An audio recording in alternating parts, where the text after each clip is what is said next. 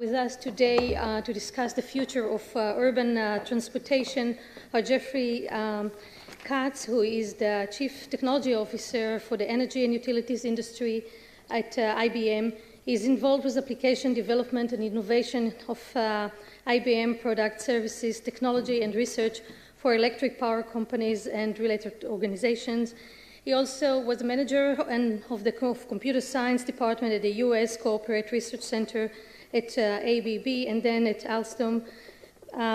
In addition, he also dealt with managing development of computer systems for nuclear and fossil power plants.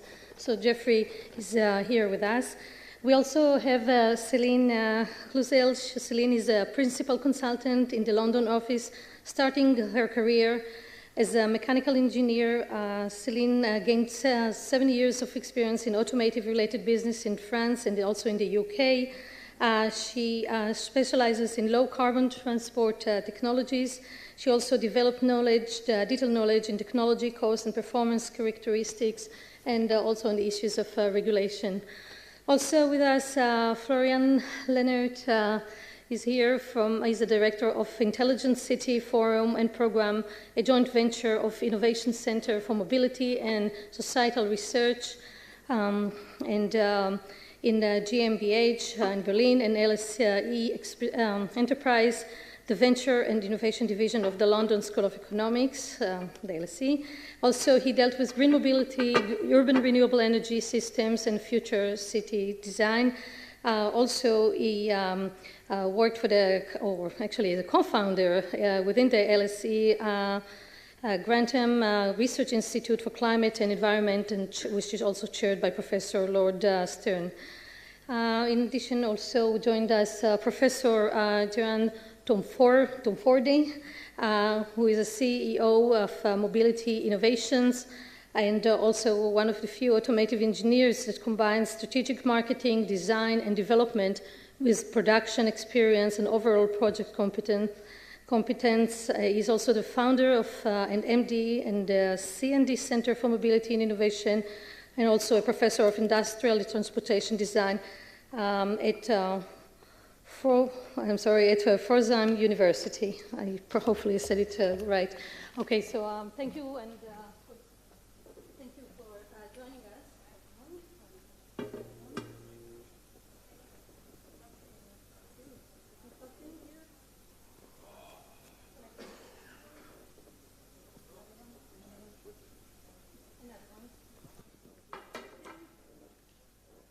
We were instructed to speak straight to the microphone.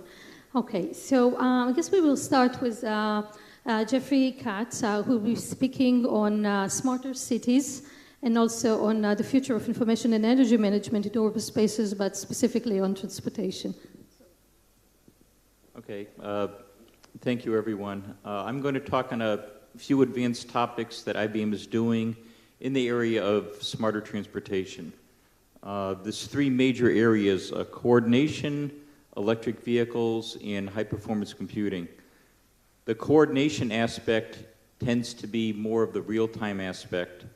One issue that is very prevalent in transportation is not how to make the car go or have the car go by itself. It's can the car even go? That is the never-ending problem of traffic, and I've experienced that more than once around 5 p.m. in Tel Aviv this week alone. I'm sure it's, as we all know, it's prevalent in many cities. Many cities have, for example, automatically timed traffic lights. Many cities also have toll control systems. In the United States, a lot of them are called Easy Pass, but there's an electronic transponder on your car. What we're starting to do is aggregate the information from cars as they go through the tolls, the electronic toll system, and especially as they take exits into the city center. And we coordinate the flow of traffic measured by the toll transponders with the timing of the traffic lights, because the idea is in many cities you want to avoid a gridlock situation. In some jurisdictions where we've done this kind of project, the transit authorities have allowed variable tolls. So as you approach the toll several kilometers out, you are told this will be the price if you want to go to the city center now. And just like in some areas, electricity is being done on time of use demand, so will the ability to take your car into a city center. The road itself is a coordination problem that fits well with areas of information technology. Many times you have a traffic problem caused not due to the fact that it's maybe 8 a.m. or 5 p.m., but because the road authorities are doing construction.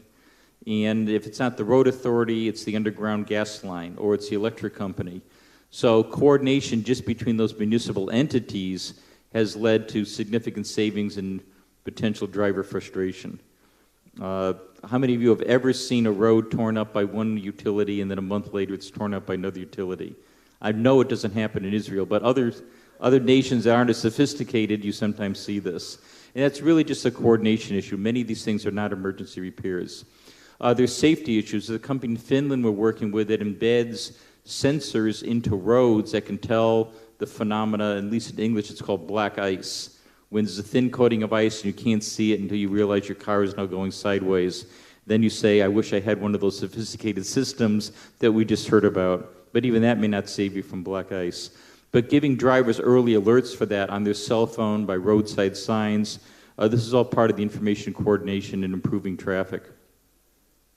One last issue on the coordination aspect of vehicles and transportation in cities is allowing emergency vehicles to be able to get through.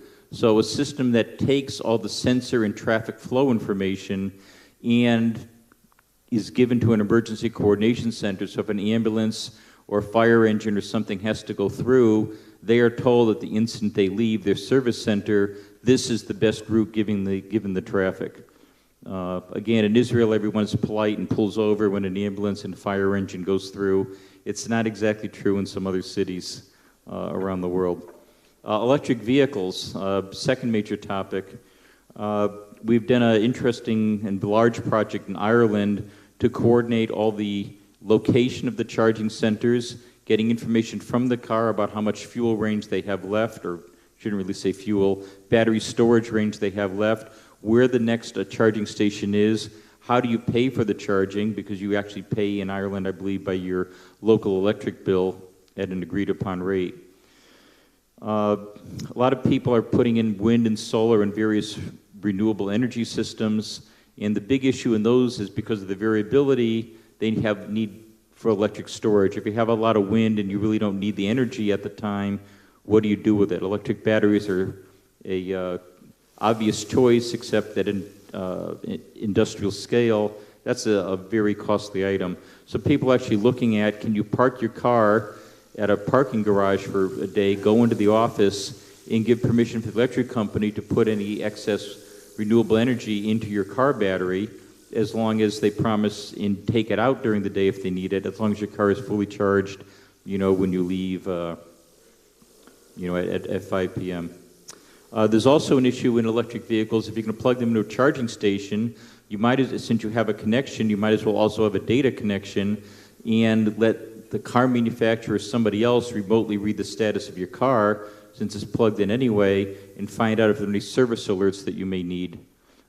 Sometimes this even occurs as far as being able to get software upgrades or firmware upgrades for your engine control computers or your transmission. And last but not least, in information technology in cars, the whole issue, besides cars being looked at by some electric companies as a battery on wheels for storage of renewable energy, people are now looking at the security issue. In other words, a car today can also be looked at as a whole network of computers riding along on wheels, and any network of computers is admissible to hacking. So we've been looking at the security aspect. Last but not least, in advancing urban transportation, there's been a lot of work that's gone on in the high-performance computing area to help with the computational fluid dynamics modeling of vehicles, computational biology advances in parallel computing and visualization to help with biofuels, computational energy, or computational chemistry applied to reformulating new fuels. And last but not least, the automation of the automotive design itself, in order to help look at all the weight reduction possibilities and fuel efficiencies during the design phase. Thank you, Jeffrey. I was told this microphone is working, but I guess it's Okay, thank you, Jeffrey, so much. Florian, maybe I should address the next topic to you. You're dealing with green mobility. Can you tell us what we should expect in the future as far as the green mobility is within the boundaries of the cities? Yes, thank you very much. I think we heard a lot and many wonderful things about improving vehicles, new fuels and different types of engines. But I think if we look at urban transport, we see a convergence of a whole range of challenges there that will require much more radical solutions than simply replacing the engines or replacing fuels. And let me just perhaps briefly outline some of those issues. I mean, in many ways, even if we tried, we couldn't have come up with a more inefficient way of organizing urban transport than the private automobile. 90% of cars are stationary 90% of the time. 90% of the time, they have one person in them. And 90% of the time, they're simply using up large areas of space in our cities. At the same time, cars also consume a lot of space when they're traveling. A car traveling at 50 kilometers an hour consumes 150 square meters of space in the city. And so really, as we start thinking through how we can improve the efficiency and effectiveness of urban transport systems, we do have to consider and ask the question whether we need to move away from the private automobile and towards what you might call individual automobility or mobility-on-demand systems. And so much of the work that we are doing in Berlin is focused on trying to address that issue, looking at how we can integrate electric vehicles into a mobility-on-demand system through car sharing and bike sharing elements, also integrating that with public transport, but also with the renewable energy systems that we're currently building in Berlin. So we operate a microgrid in Berlin that integrates both renewable energy production, but also electric charging and storage capacity, but links that to a fleet of electric EVs that are circulating in Berlin as part of a big car sharing program, and that allow users to simply access mobility, whether they want to use an electric car, a bike, or the public transport system in an integrated mobility system.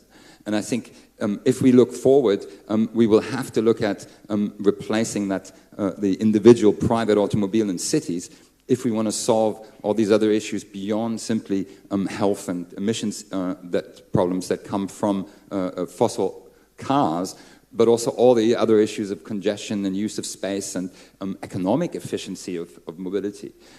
A car essentially has a very low utilization rate of both the energy that it uses, of the capital that is locked in it when you produce it, but also in terms of the number of times it is actually used. So one of the key aspects of future urban transport will have to be to increase that efficiency by integrating new electric vehicles into a mobility-on-demand system. Thank you, Florian. The next speaker will address the topics of smarts within the city is Professor Joanne Tom-Fordby, and we do have a presentation that's maybe we need to change the light. Yeah, it's a pleasure to be here in this creative place. The title of my paper, The Future of Urban Cars, is in one hand. It has a long history for me. And on the other, I would like to take a more global look at this interesting topic.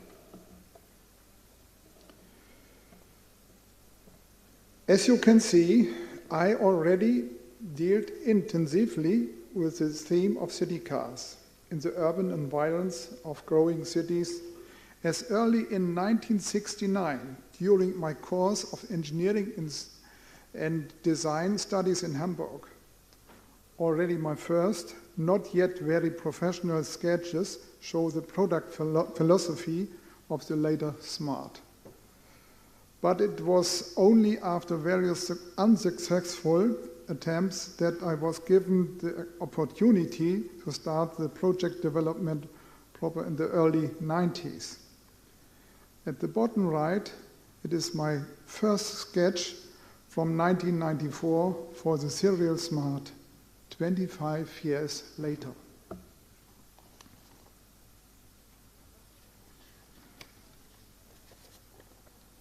"40 years of of pioneering BEVs. However, what followed was a long and cumbersome way of the smart until its market breakthrough. Via several emotional concept cars for customer sensitization up to the serialized smart electric drive in 2012.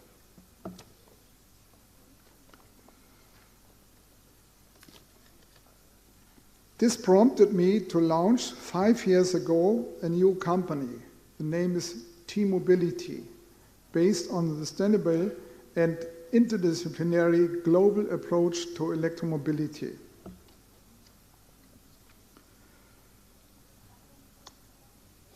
This slide shows the first R&D interim status achieved by our transdisciplinary teams in 2010, as it is currently in the implementation phase.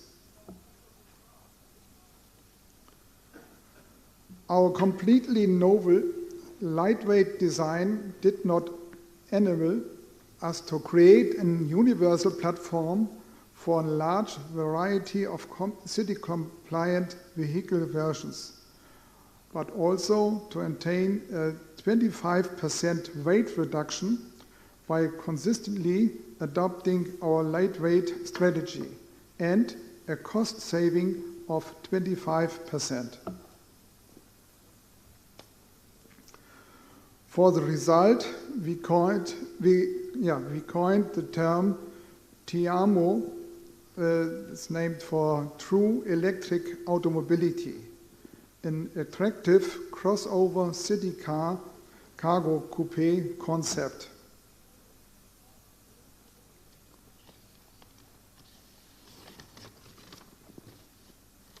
Our T-Mobility life cycle system is the durable aluminum construction and the electric drive in combination with our life cycle system provide a major opportunity for very durable and thus resource-saving vehicles.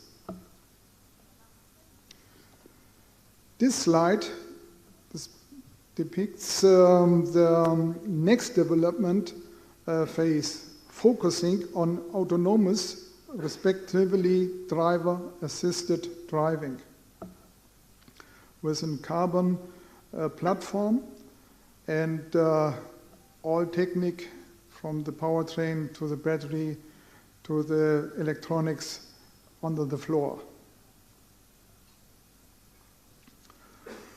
Or the innovative, we worked for several years and we have been engaged intensively with the ultra-lightweight vehicle segment of the L7E class. It's a European class for lightweight vehicles, which will be very interesting from 2016 on, as can be seen in the example, the German-Swiss project SAM4U. Or the innovative City A-Taxi global system approach, which is supported by the German Federal Ministry for Economic Affairs and Energy. I'm also in contact with the new Israeli enterprise city transformer. I think Asaf Formosa. Okay.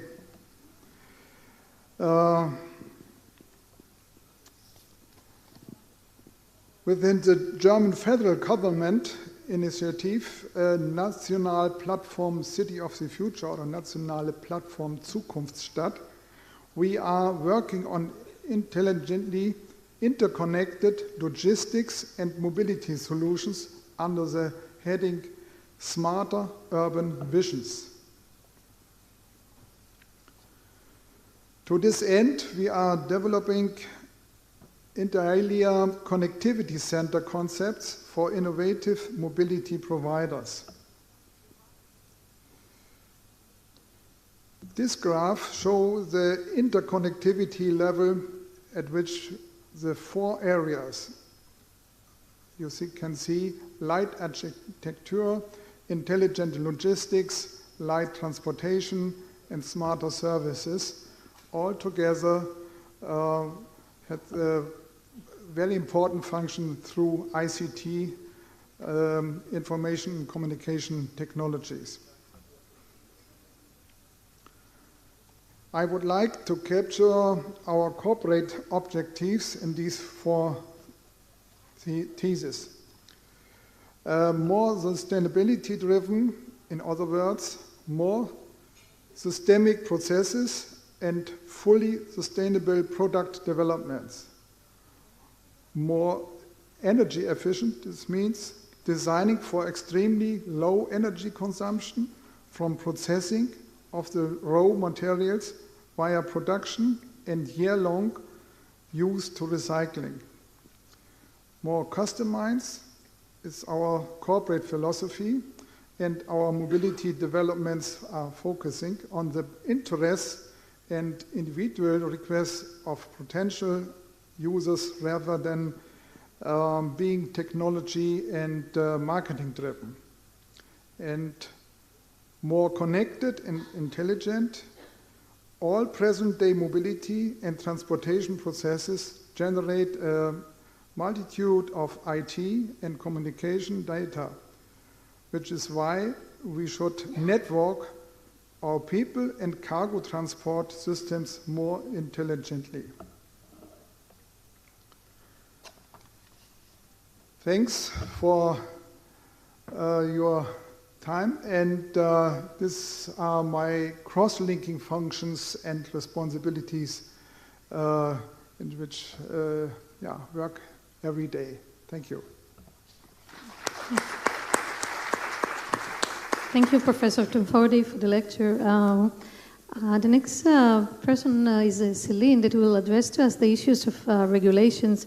We also in Israel have some major cities with very high emissions coming or attributed to transportation, and we try also to deal with controlling emission from transportation sources. And you have quite a bit of experience from the UK, and I know that there are lots of economic mechanisms that you can apply, but also if you can address today the regulatory approach to the situation. Yeah, that's right. I'm going to give a... Sorry. I'm going to give everyone a headache. Is it back? Sorry. So in terms of what regulators might want to do to address mobility, there are many topics that I want to address, from safety to noise levels. Here we're going to talk only about emissions. And I think there's broadly three levels of intervention. First, the technologies that manufacturers are allowed to sell. Then regulation that try to influence the choice people, drivers make when they buy technology. And lastly, the choice of mobility, the modal shift. So in terms of what manufacturers are allowed to sell, this is the strongest, most applied regulation. And at European level, we have regulation on the engine in terms of level of emissions, particulate matters and NOx, but as well CO2 emissions. So this is well known. When it comes to the addressing the power technology, it's more indirect, and modal shift even more indirect. But first I'd like to say, what's the vision of the European Commission? They've published several white papers saying how they see cities of the future. So in their vision, they say that by 2050, there will be no more conventionally fuel vehicles in cities. So no more diesel or gasoline cars or other vehicles in cities. By 2030, the same rule will apply to logistics. So as soon as 2030, logistics have to be clean in city. So what we see in large European cities is regulation being put in place to deliver these visions. First of all, in freight. So for instance, the city of Toulouse, in the south of France, they've installed a core area in the city where you're not allowed to go and deliver unless you have a clean powertrain. Clean being either gas or electric. So you're now allowed between business core hours, between 9 to 5 p.m. So that really means if you want to work in that city, you need to, as a logistic operator, you need to have clean vehicles. So that's quite strong. The city of Paris have a voluntary charter that they forced people to sign. So by 2017, 50% of deliveries will have to be made in electric mode, and 100% of deliveries will have to be made in electric mode by 2020. So some very strong measures there and regulation. In terms of, that's about for freight, in terms of private vehicles, interesting development as well. We have several local authorities in the UK who are developing parking permit pricing that will be based on the emission level of your vehicles. And I don't mean CO2. There are many taxation systems that are CO2 banded, but here they're talking about the price of the parking permit that will be a function of the NOx level of your vehicles. So the older your diesel in particular, the older your diesel vehicles, the more you have to pay to just park your vehicle. So that's sending a strong signal to consumers for them to scrap older vehicles. Another kind of different approach is in the center of London. Any new building that, there's an echo, that comes with parking spaces must be plug-in vehicles ready. So any car space that's added must have a socket. And London is gearing up for ULEV, ultra-low emission zone. The core of the city, you will not be allowed to drive in unless your vehicle is meeting certain emission levels in terms of, again, NOx and PM. You'll be able to go in, but you'll have to pay £12 per day if you're a car or van, or £100, which is 600 to 700 shekel per day if you're a truck or a bus, if you don't have a clean engine. So it's sending very strong signals to the market there. So that was kind of for the powertrain technology. When it comes to modal shift, it's even more indirect. Regulators don't intervene on their choices directly through the travel. But nonetheless, there are ways that local authorities have found to find funding to promote modal shift. For instance, when you develop new buildings in London, there is some money that developers have to spend to balance up the impact they have in the area. And sometimes that money can be specifically put towards modal shift. So developers may have to install a car power bay or a charge point, for instance, for EVs. But the biggest modal shift regulation that we've seen is London, the congestion charge zone. I think you're probably all familiar with it. It was implemented in 2003. It means that you cannot drive in the city unless you pay a daily fee, which is around £10, so around 60 to 70 shekel. And this has really driven out a lot of cars out of London, so people have taken bus and other public transport. So all that to say, from what we look at, the vision published by the European Commission, we will see more and more this type of regulation that will address freight and bring cleaner logistics, and then more and more force people towards cleaner technology or cleaner modes of travel. Thank you, Celine. We have more time to ask questions. If there are any questions from the audience, I think there is a microphone over there, so we can also have questions. Are there any comments or questions? We can have, yes, over there.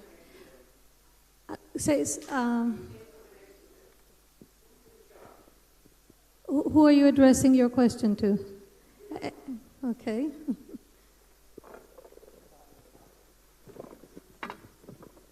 I assume you're referring to the autonomous driving, and I think this is actually a very, very interesting question. My understanding is that it's really not technology that's prohibiting the use of autonomous vehicles at the moment, but exactly the question of insurance and liability. There are some people working on understanding the ethics of this. When you replace human decision-making, let's say there's an old lady or a small kid, and you have to run over one of them, which one do you choose? You might argue that's an inane human ethical decision to make in the moment, But the question is, how can a computer make that decision, and who's then liable for the consequences of that decision? I think that's not something we've resolved yet. However, it is likely that cars run by computers will probably cause less accidents than cars driven by humans. So in the overall picture, we'll probably see an improvement there in terms of results. But I think this is one of the key outstanding issues to be resolved before we can actually roll out autonomous vehicles. Thank you. Yes, over there in the back.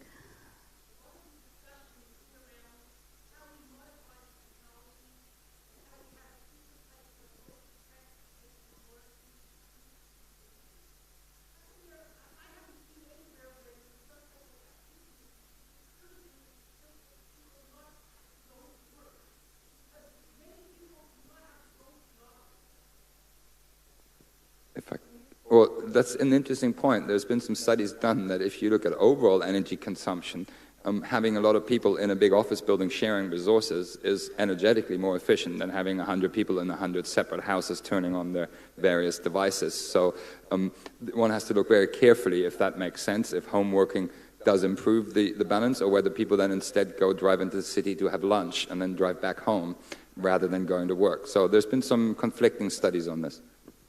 Thank you. Yeah, this is something that we also have to question ourselves. I know that there was just recently a report here in Israel by the Ministry of Transportation predicting that in 2030, I believe, we will spend an additional hour on the roads going from home to work. Any more questions that you would like to address from the audience? Okay. If not, I have a question, Jeffrey. I know that you have some experience in Singapore with respect to monitoring of air pollution, air quality pollution. Can you tell us about that and how it's connected to smart cities? Sure. I probably should have prefaced my presentation with, I discussed what we're doing in smart transportation as a subset of the overall IBM program in smarter cities. There's really no time to talk about a lot of that, but certainly there's a lot of work that's being asked for by city governments in terms of monitoring air pollution. And monitoring is just the beginning, because once you monitor it, what you'd really like to do is, what does the government do about it? So IBM has been working for years in very advanced weather forecasting. We basically look at the atmosphere as yet another computational fluid dynamics model. And if you go to IBM.com and type in the word Deep Thunder, that's our kind of marketing name for the Advanced Weather Prediction System. What we do in terms of pollution monitoring is try to identify sources of the pollution, not only from the particulate or gas analysis of usually state-owned pollution monitors, but looking at precise air flows and air currents at different levels of the atmosphere to detect where it comes from. There's a very large program being done in Singapore by IBM to do exactly that. They know fires, I think in Sumatra, put airborne particulate pollution at a certain level that lands in Singapore. I believe there's an island south of Singapore, whose name I can't remember, that has a lot of the industrial area of the city, and certain pollutants come from there. And not only being able to monitor pollution, but tell you when it's going to be there and predict it, also helps the citizens. So that's it's really more of a science model than one would have thought before, which is just you monitor and inform the population of what's going on. With today's computational capability in real time, you can actually track down sources. And of course, in some areas of the world, the pollution is caused by various illegal entities or sources, and there's more of an interest in finding where that is coming from also. Thank you. Celine, can I address with you another question about the public perception? How did the public accept the various new regulatory regimes within the cities that you had experience with? That's an interesting question. I mentioned that the congestion charge was the biggest regulation done for modal shift. At the time when the mayor in place, called Ken Livingstone, proposed it, there was a lot of opposition. People say it will not work, that will disturb too much the economic competitiveness and disturb people's life. They did it, it works very well, and no one will go back now. It works very well. So I would say that typically when you propose a new regulation that will affect people's life, there will be opposition. But in reality, if your goal makes sense, once it's in place, it will work. In terms of the other regulation I mentioned, for instance, forcing developers to make their car park spaces plug-in ready, there's no opposition at all, because actually it's really cheap if you do it when your building is new. So they absorbed it, and that was fine, which is encouraging. Trying to think about other things. Regulation around freight being clean. This has been a bit harder because some of the cities who have implemented that, for instance Toulouse, they wanted to implement it earlier and they had to change their mind because the market was not ready, the technologies were not on the market. So obviously industry was allowed to negotiate a longer start. But overall, I would say things work. Thank you, Celine. Any more questions? No? Yes, over there. Okay.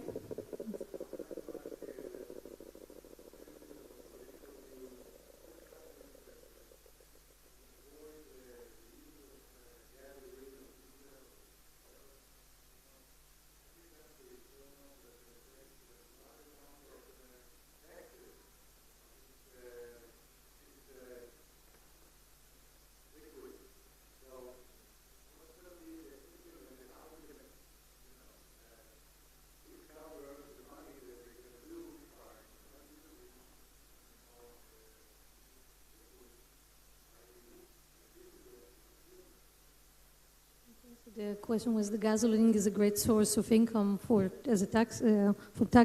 You want to address it? Actually, when you look at the fuel consumption going forward, even if you put no EVs, no natural gas, no hydrogen, just diesel and gasoline vehicles, they're improving so much that actually the biggest loss in revenue will be from the improvement of the internal combustion engine. So regardless of new technologies, the issue you pointed out have to be addressed. Ideas being talked about are road user charge, so you pay to use the road on a kilometer basis or any other way. So it's very politically conscientious at the moment, no one wants to hear about it, but this is one of the ideas being voiced. Maybe also things are being thought about in Germany. Yes, no, I wanted to make an additional point that I think this is precisely the reason why we need to look at transforming urban transport, not just along single sectoral lines. If we look at all the expenditure that goes in maintaining fixed street surfaces and maintaining roads to enable fossil cars and to enable private automobility, then that obviously eats up a lot of that tax income. So if we switch over to more sustainable forms of organizing transport, then we should be able to also forego those incomes that we have at the moment from fossil fuels. There's also ways that you can look at taxing other things that perhaps you want people to do less, like smoking or various things. So I think you will be able to shift some of that revenue in that sort of switchover period. I don't think it's really a serious issue. Thank you. We're almost done, and I'd just like to have the last question to Professor Tonforty. Can you, we were just talking about money and taxes. Can you tell us how do you see the one huge challenge? What is the next challenge that we are facing with cars? The next challenge is, in my opinion, it's the summary of all instruments, not only evolution and engines and powertrains.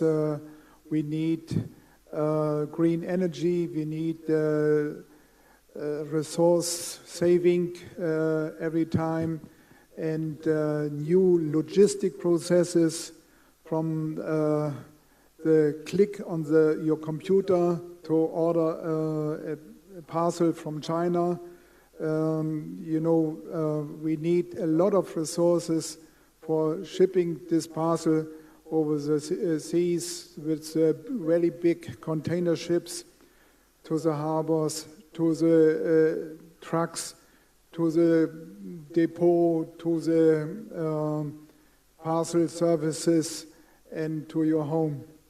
And in this process, we have a lot of chance to reduce energy and resources.